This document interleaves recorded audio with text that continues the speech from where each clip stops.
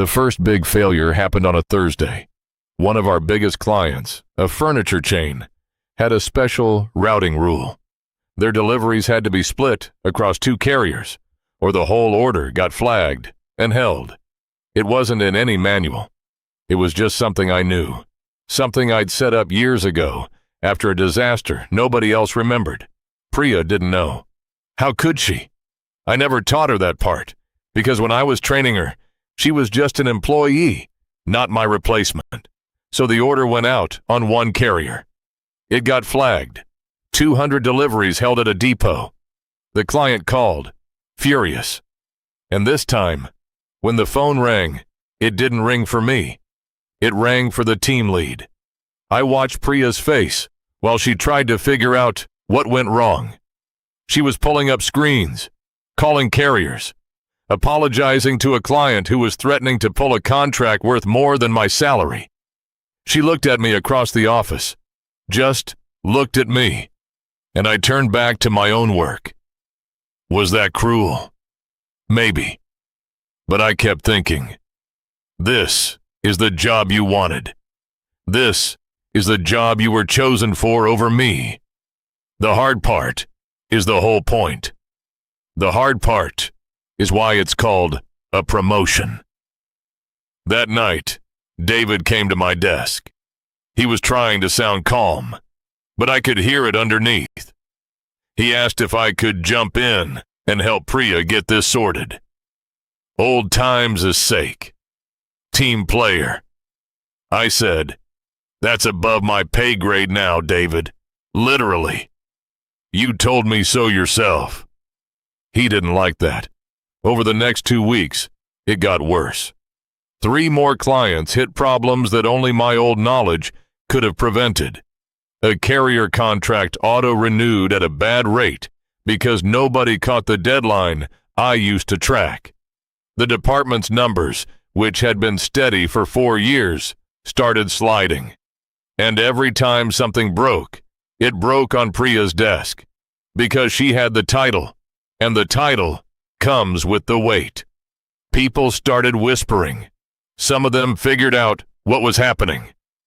A couple of my coworkers pulled me aside and said I was being petty, that Priya didn't do anything to me, that she just applied for a job and got it, and it wasn't her fault the company handled it badly, that I was punishing the wrong person.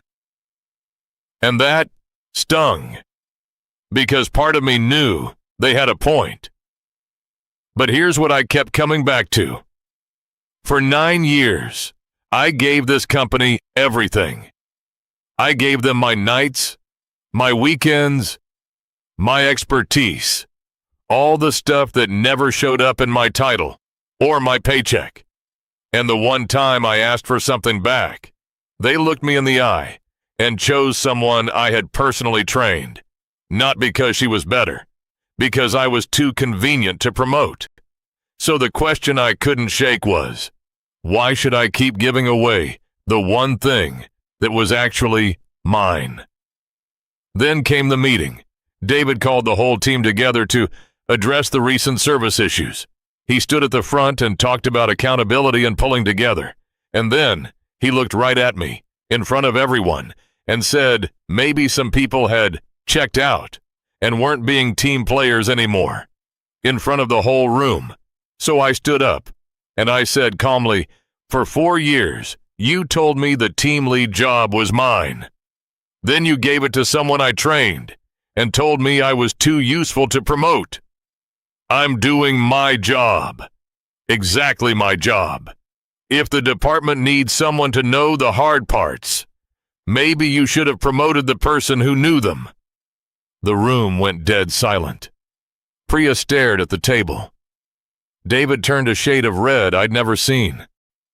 2 days later, Priya came to my desk. Not angry. Almost in tears. She said she never knew David had promised me the role. She said if she'd known, she wasn't sure she'd have even taken it. And then she asked me, quietly, to please help her, to teach her the parts she was missing. She said she couldn't do it without me. And I looked at her, and I said, I'm sorry. I really am. But I'm not doing that again for free.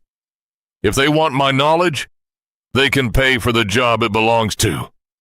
She nodded, and she walked away, and I felt like the villain in someone else's story. I put in my notice the next week.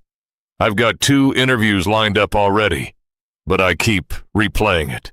Priya crying at my desk, my coworkers calling me petty, David's face going quiet when I stood up.